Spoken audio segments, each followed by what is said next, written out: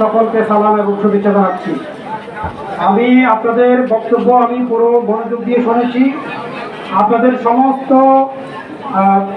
দাবি দাওয়া, আপনাদের আশা আকাঙ্ক্ষার সাথে আমি একমত পোষণ করছি এবং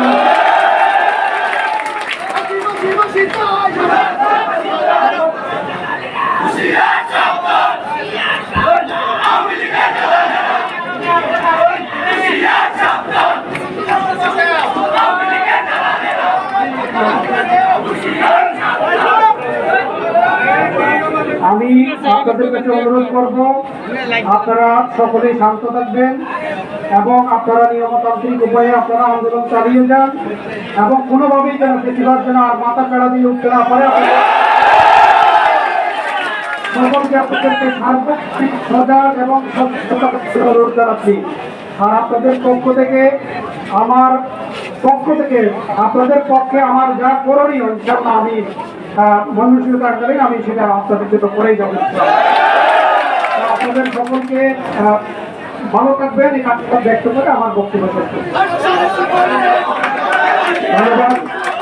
ধন্যবাদ। আজকে আমাদের স্বাগত ঘোষণা করবেন আমাদের অন্যতম সমন্বয় আওয়ামী লীগ করে তারা বলে আওয়ামী লীগ এটা তারা বলে তারা শেখ হাসিনার তারা আমাদের বহু শহীদের রক্ত আমাদের গায়ের গন্ধ মিলেছে, বহু শহীদের লাশ আমরা কবরে কাঁধে নিয়েছি।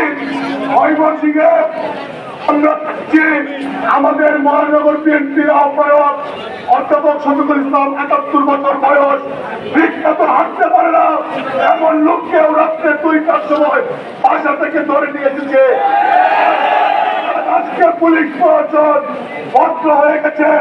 আওয়ামী লীগ ঘুরে বাস স্ট্যান্ড দখল করে বালু বিভিন্ন জায়গায় মাদক ব্যবসা করে অভিনষ্ট করে প্রশাসন বলে কিছু বলা যাবে না।